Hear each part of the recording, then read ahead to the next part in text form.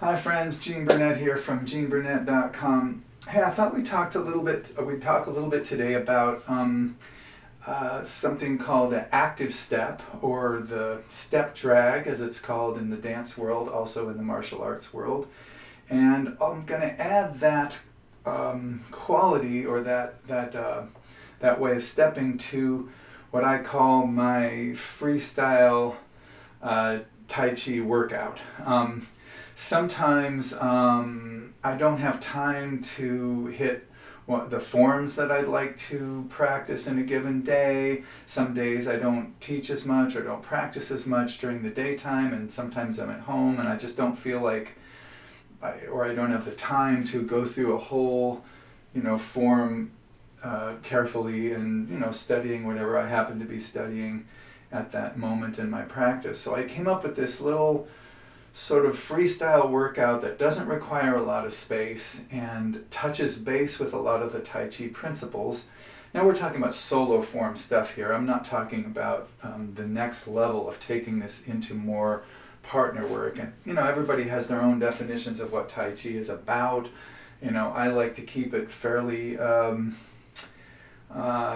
what's the word, relativistic in a way. Like, Tai Chi can be many different things. People have different training goals, and to tell someone else that their form is a waste of time or bad because it doesn't lead to fighting, or because it doesn't lead to Chinese meridian theory, or because it doesn't, their training goals might be different. Bad for what? Good for what, right?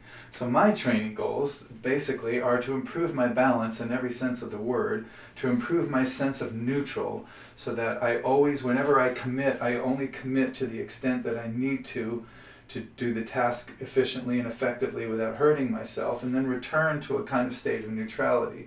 And that goes for daily life, as well as if in a more martial situation. I don't want to tense up and be too young and too tight, and I don't want to be too limp and relaxed. I want that neutral feeling.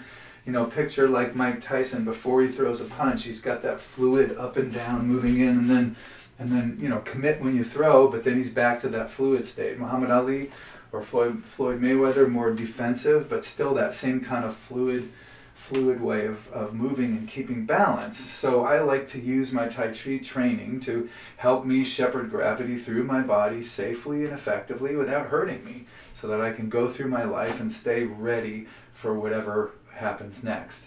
I don't take it to combat levels, but I do work with pads and I do some martial stuff, and I cross the line a little bit, but I'm 65 years old. I'm not going to get in a ring. So anyway, my freestyle Tai Chi workout is something that I use to enhance these principles and these training priorities. So it's basically 4 parts. So I'll just briefly go over the 4 parts for those of you who haven't seen my other videos on this, and then I'll show how the active step fits in. So the 4 parts are simple. The first part is very, very yin, and I just find a neutral position and I work on suspending my joints. So what I mean by that is I have decent posture, my muscles are relaxed and soft, but then I'm lifting and opening all of my joints so that they feel kind of like seaweed floating in water, or like a puppet on strings. I really like that metaphor, like I'm a lead puppet on strings. So I'm really heavy, but there's a suspended feeling in the joints. In other words, the joints are not limp and the joints are not held. They're suspended like ropes from above, so that every joint is in slight amount of motion and every joint is ready to move or mold into whatever shape a body can take. So I want to work on suspending my joints. Now I'll do that with my arms moving around. It might look a little weird, but like work on listening for any pre-injury conditions, and just allow the main impetus of the movement to come from my legs and core. It's not about wiggling your arms around in shapes. It's about letting your core, your legs and your waist move your hands. So if I wanted to make this hand work in a circle, I'd do it with my legs and core, not with my arm. So joint suspension is the first one. And I might do it for 5 minutes, or I might do it for 2 or 3. It depends on how much time I have. But roughly a quarter of my time is suspend the joints. The next one is I just do random movements from the form. I just pick different movements from different forms that I know, and I work on just doing them without a set order. And I do them a little bit faster than I would normally do them. So I'm just mixing and matching and just touching base with the various force lines, the various kinetic chains that these movements require. So I'm basically doing a Tai Chi form using random movements and random order and a little bit faster. So I'm not being too precise. I'm just at the best posture that I can while I'm moving into these positions. And if you watch my other videos, you know that I don't really believe in posture ideas being enforced on moving bodies.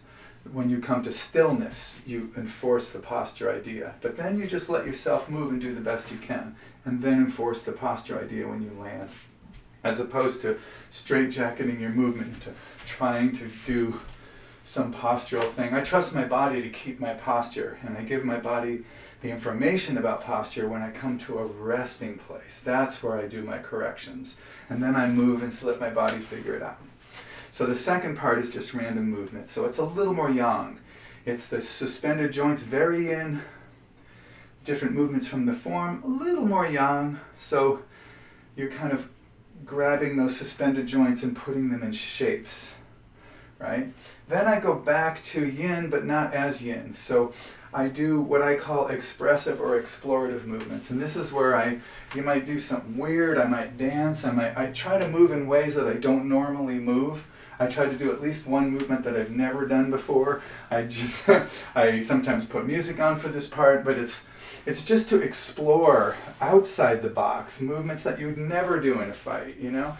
Like just odd movements. I try to break out of the box as much as I can, explore and let my body kind of express itself through movement. And then I go back in the yang direction, but further to the yang than I did when I was doing just the movements from the form in random order. And I just call this part striking. So I work on strikes, I work on the movements being done almost like I'm surrounded by a bunch of slow zombies. And I'm just punching them, working on different kicks, but I'm kind of stringing them together. I'm not doing them fast or hard. I've got no pad or bag or anything. I'm just working on, they might be movements from the form with a little more force, a little bit more striking oriented, or I might just do some random strikes or palm pushes or elbow strikes or kicks, but I just work on striking energy, a little bit more yang, right? And then if I have the time, I go back to expressive movements, like this or whatever, and then I go back to random form movements from the form or any form I do, Qigong, Xingyi, Bagua, Tai Chi, whatever movements I can think of and throw together, and then I finish again with the suspended joints. Finish very yin again. So I'm going yin to a little more yang, a little less yin, very yang, back to a little less yang, a little less yin, back and forth. So that's my little freestyle workout. It can take 10 minutes, it can take 8 minutes, it can take 20. It just depends, especially if I've had a super busy day and I haven't been able to touch base with anything and it's midnight or whatever, and I just want to touch base with and kind of open up my body a little bit. I'll just run through a minute or two of each one of those types of movements and I'll feel woke up. So, what is active step? So a typical movement like a parting horse's mane, say in Tai Chi, here, if I did that with active step, it would be here. Brush knee with active step, here. Right? So it just means a step and a drag. Parting horse's mane, step and drag, right? Repulse monkey, step and drag. So it's a way to take your form out of the realm of positions and into a little bit more dynamic way of moving. If you do faster forms, you almost have to step this way. But I think it's a real mistake if you'd like to carry your Tai Chi into daily life, especially if you want to carry it into any martial thinking, to think in terms of set positions. Like when they attack, you're going to grab their hand, and you're going to do this. You have to move your feet, and you have to do some form of a step drag. I personally like really low to the ground. I learned this in non-classical Kung Fu, Jesse Glover's art, which I'm a beginner at, but a serious student of for maybe 5 years. But I'm only studying the basics of it because I don't have a full-time teacher here. But we talk about shuffling. You shuffle where you're going to go. You move your feet like that, not like that. You shuffle yourself over to where you need to be, right? And so working on that kind of footing means you have to do this. If you have a dynamic, more partner-oriented set, maybe you're gonna be adjusting and adapting your footwork constantly. The step drag comes up in all, like the force is coming, step drag out of the way. It's all over martial arts, like real martial arts. So if you're Tai Chi, if you're focused on rooted and grounding as though that's like the end-all principle, you might want to play with this so you can have mobile roots, that you can be rooted and step two and not be stuck in the ground like you always have to settle. A lot of Tai Chi people pride themselves on being very difficult to move, but at the same time, they're very easy to hit. So grounding is not everything in life or fighting. It's important, but having mobile roots to be able to move your feet in different positions and quickly change feet, right, and do all that stuff. Just watch the footwork of boxers, watch the footwork of mixed martial artists or judo or karate tournaments, anything. Just if you just forget the striking and just watch the feet, you'll see this kind of stepping all the time. So a way to incorporate that kind of work into my freestyle thing, when I'm doing the suspended joints, I like to kind of hang out on one leg while I'm doing the suspended joints thing, right? Using my core to move my joints, right? Not just waving my arms around, legs and core. And then I just step to another place and I do that. So I can do it on the ground. I can be like step drag, and keep my joints suspended throughout while I do that. So it's a little more work. I gotta move my weight around a little bit more and let my arms suspend as I do these different movements, right? Or I can just be on one leg and suspend on one leg and then step drag over to another position and suspend on one leg there. So you can add the one-leggedness to it, you can add the step drag to even just working on suspended joints, just working on playing with this, but doing it with that feeling of mobility, like I could go over here. And then when I do the random movements from the form, again, I don't do set positions. I do it with active step.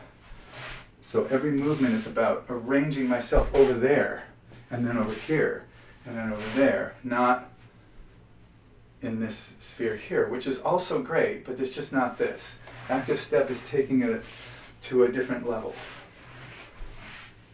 All right, so I do various movements with the active step. And then when I get to the freestyle or the expressive explorative portion, I do the same thing. Whatever I'm doing, I just make sure that I'm transferring my weight to one leg or the other, hanging out on one leg or the other, or doing step drags the whole time. So while I'm doing some expressive move, I'm keeping that feeling of being on one leg or the other, with the other one coming up to join it, maybe sharing a more grounded stance for a second, but I'm really trying to keep my weight focused on one foot or the other and letting the other one do the drag or active step compensation movement, as opposed to this or even this. I'm trying not to glue my feet to the ground, but bring them up to where I'm comfortable, which is very, very helpful in life when you find yourself being pulled off balance or pushed off balance. It could be during pushing hands, or it could be during some other martial exercise, or just in life. Sometimes you go to stop something from falling over and it's heavier than you thought and it pulls you over there. So when that happens, I want to be able to quickly rearrange my feet so that I'm under myself. I want to be able to quickly find that new position, right? Quickly. So when I'm doing that expressive thing, I'm just going to different positions and whatever the movements may be. I just want to be on one leg or the other, or drag the other foot over to it. And of course, striking almost requires active step. Yes, in a demo you can set it up so that you know, in one place, one target, but come on, man. Any kind of fighting situation, your opponent is moving, and moving probably pretty fast. Even just an average person is a moving target. Professional boxers miss, I don't know, half their punches, maybe it's even higher. So it's hard to hit a moving target just right. So active step is essential if you're going to get into striking, unless you just want to do static demos, breaking boards or dealing with a static partner who's compliant or whatever. If we're going to talk about real striking, we have to get this is our power, right? And the waist increases that and directs it, but the power is really in the leg. So if I want to hit you over there, I have to get my root over to you so that I can hit you, right?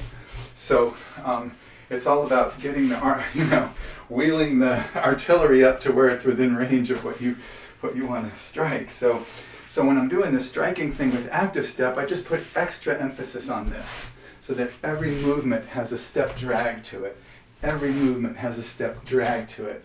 I'm always sliding that other foot. I'm on one leg or the other. One leg or the other. So it's similar to what I was doing earlier, but I wouldn't just sit and do this. If I was doing the step drag practice, I would bring it with me all the time. Active step. So essentially the strike is, I'm going from one stance here to another stance over there. They're in the way. And they're in my way of getting back to the ground. They're just in my way of returning to the ground. They're not taking me off the ground or out of my circle of strength. They're just, I'm moving myself over there and over there, but there's a striker along with it, right? So that's the active step there. And then I might reverse it and go back. It's a lot more work to do active step than it is to do, more static stuff like that. But once you start wiggling every time, you're moving your weight around. You can hear I'm a little out of breath here and there. So you're moving your weight around. So that's how you burn calories, folks. You move your weight. So yeah, there's my little pitch for the Freestyle T'ai-Chi workout. Suspend the joints for a while. Shape it into some random Tai Chi movements that you can do with a little bit more speed and a random, order of the movements. Go to something expressive where you just feel out different ways of moving, and you can get silly and weird, and just let your body move. Just protect your joints. Don't twist your knees. Don't lift your shoulders, but play around with different expressions. And then there's striking, right? Working on directing that force towards a specific place, right? Then we're introducing active step to that, so that when I'm suspended with the active step. When I'm doing the movements from the form, I'm doing them with the active step, right? And then when I do the expressive part, doing it with the active step, right? And when I'm doing the striking part, with the active step, right? Different ways to do it. So anyway, hope that's helpful. I appreciate comments. If any of this is helpful, let me know. It's these ideas are just things that work for me, and I'm sincerely just sharing these because they've helped me, and maybe they'll help you. I have a donation jar or a donation link under my videos and all over my website, GeneBurnett.com. But donations are really nice. Free money from the internet. I mean, how nice is that? But that's really not why I'm doing it. I'd rather this information get out there. It's not a big money maker for me. So thanks for watching. I appreciate it. Let me know what you think in the comments, and I'll see ya down the road.